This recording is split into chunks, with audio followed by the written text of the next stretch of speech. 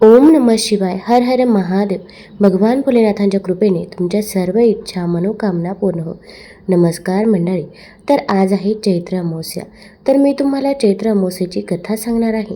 ही कथा ऐकल्यामुळे आपल्या आयुष्यातील संकट, दुःख, दारिद्र्य, गरिबी दूर होत असते. त्यामुळे हा व्हिडिओ स्किप न करता शेवटपर्यंत जरूर बघा. चॅनलवरती नवीन असाल तर चॅनल लाईक करा आणि सबस्क्राईब देखील करा. तसेच कमेंटमध्ये ओम नमः शिवाय किंवा हर हर महादेव लिहायला विसरू नका, जेणेकरून आपल्याला देखील भगवान भोलेनाथांचा आशीर्वाद नक्कीच प्राप्त होईल. पंचांगानुसार प्रत्येक महिन्यात अमावस्या आणि पौर्णिमा तिथी येते. या दोन्ही तिथींना हिंदू धर्मात विशेष महत्त्व आहे. यातील अमावस्या तिथी ही जगाचा पालनहार श्रीहरी विष्णू आणि पूर्वजांना समर्पित आहे. तंत्रमंत्राच्या साधकांसाठी देखील ही तिथी महत्त्वाची असते. या दिवशी जप, तप आणि दान करण्याची परंपरा आहे. या दिवशी भाविक मनोभावाने व्रत देखील करतात. मान्यतेनुसार अमावस्येचे व्रत केल्याने व्यक्तीच्या जीवनातील कष्ट दूर होतात. पौराणिक कथेनुसार एका शहरात एक राजा राहत होता. त्या राजाची राणी अतिशय धार्मिक होती. या राजाच्या राजवाड्यासमोरच एक सावकाराचा वाडा होता. या सावकाराची पत्नी आणि राणीची चांगली मैत्री होती. एके दिवशी सावकाराच्या बायकोचा रडण्याचा आवाज आला. त्यावर राणीने राजाला विचारले असता त्याने सांगितले की सावकाराचा मुलगा मरण पावला आहे. अशा दुःखांपासून राणी वंचित होती.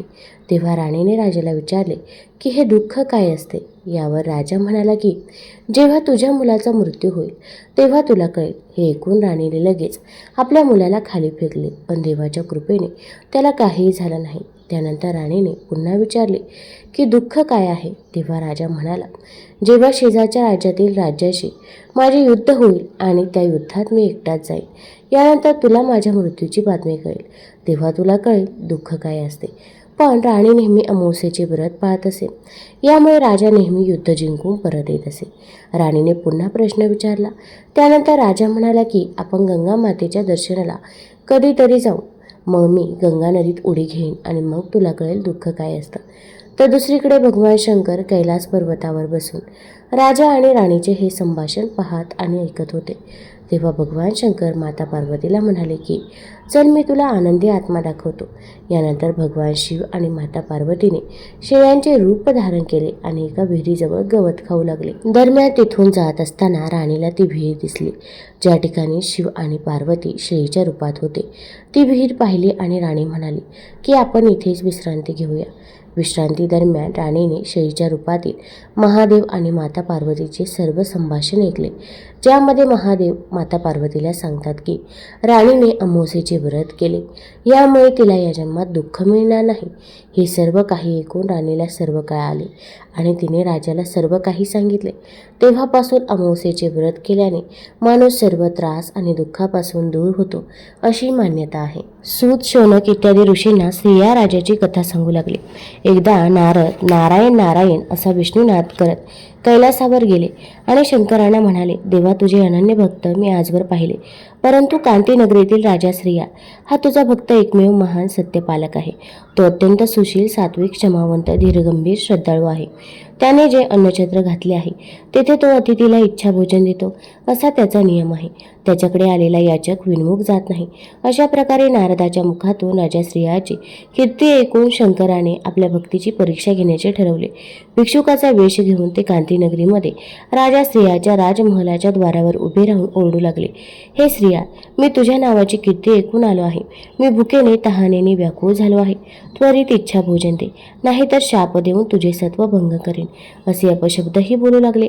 भिक्षुकांची हाक ऐकून राजा श्रिया राणी सांगून धावत आले. त्यांनी ब्राह्मणाला सन्मानपूर्वक नमस्कार करून घरात आणले.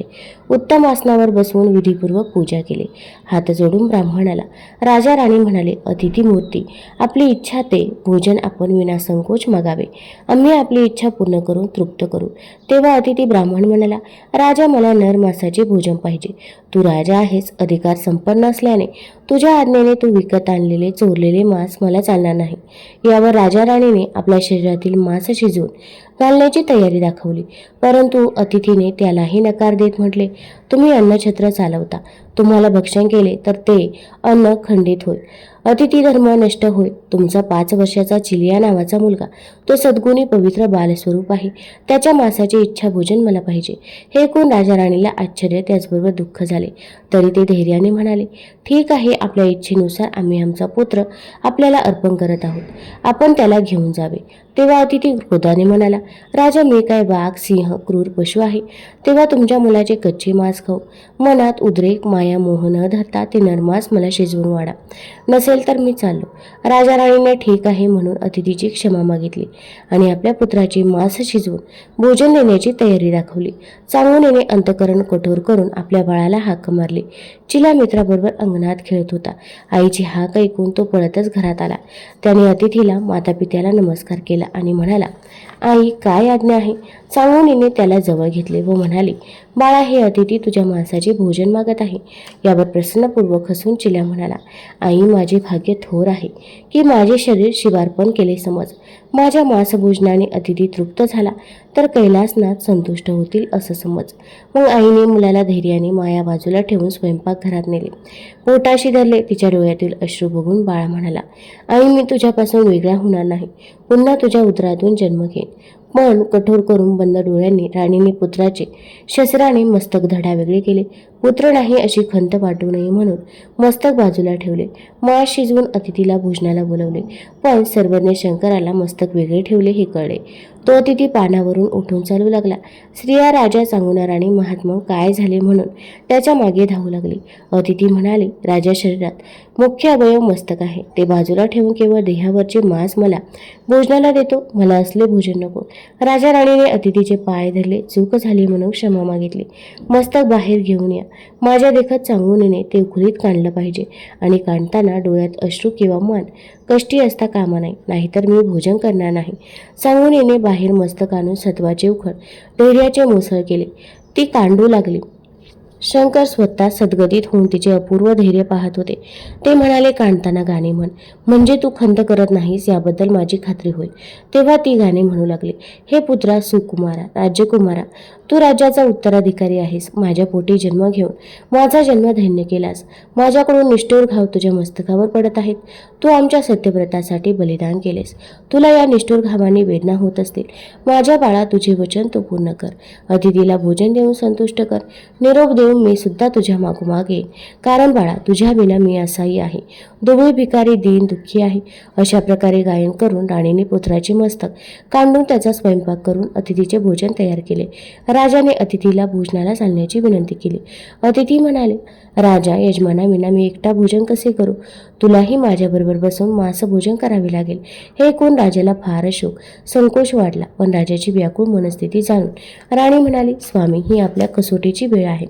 यावेळी अतिथीला विनमुख पाठवू नये. मी चिल्या बाळाला 9 महिने पोटात ठेवला. तो बाळ मांसरूपाने तुम्हाला 4 प्रहर पोटात जड का वाटावा? तुम्ही चिंता करू नका.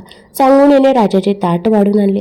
राजा भोजनाला अतिथीबरोबर बसला. तेव्हा अतिथी म्हणाला, चांगुने, तूही जेवायला बसलं पाहिजे. तेव्हा चांगुनाही आपले ताट वाढून घेऊन जेवायला बसले. अशा प्रकारे राजा राणी अतिथीच्या प्रत्येक शब्दाची आज्ञा मानून त्यांचे पालन करत राहिले. तिघेजण आपापल्या आसनावर बसून भोजन करण्यासाठी बसले.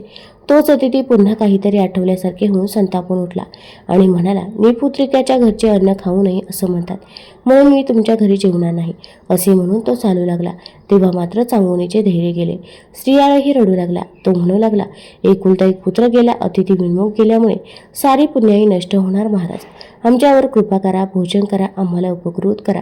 आता आमचे किती सत्व पाहणार? हे शंकर, कुपुरगौरा, उमावरा, कैलासनाथा, धावरे, आमचा वंश खंडित झाला. आमचे सत्वही गेले. आता अंत पाहू नको. असा आक्रोश करत चांगुना स्त्रियाळ अश्रुढाळ शंकराचा धावा करत होते. त्यावेळी राजाचे सत्कार्य, अतिथीचे कठोर वर्तन देवता आकाशात विमानात बसून पाहत होते. ते राजा राणीला धन्य धन्य म्हणून गौरवित होते. पायावर वाकलेल्या राजा राणीच्या मस्तकावर हात ठेवून अतिथीने त्यांना उठवले. राजा राणीने पाहिले. प्रत्यक्ष शंकर भगवान प्रकट झाले. ते म्हणाले, चांगुने, तू सत्व परीक्षेत खरी उतरलीस. तुला पाहिजे ते माग. सांगूना म्हणाले, देवाने पुत्रिकपणाचा कलंक पुसून टाकावा. माझा बाळ मला द्यावा. तथास्तु म्हणून देव म्हणाले, सांगूने तुझ्या बाळाला हाक मार. सांगूना म्हणाली, बाळा चिल्या कोठे खेळतोस, लवकर ये. म्हणून आशेने सर्वत्र पाहू लागले. तो चिलया बाळ अंगणातून धावत येऊन आईला बिलगला. शंकराने चिल्याला मांडीवर बसवले. सांगूना स्त्रिया यांनी शंकराच्या पायावर लोळण घेतले. आकाशातून देवतांनी पुष्पवृष्टी केली. नगरात सर्वत्र आनंद उत्सव साजरा करण्यात आला. शंकराने दिव्य विमान उपस्थित केले. स्त्रिया सांगूना यांनी चिल्याला राजसिंहासनावर बसवले. राजतिलक लावला.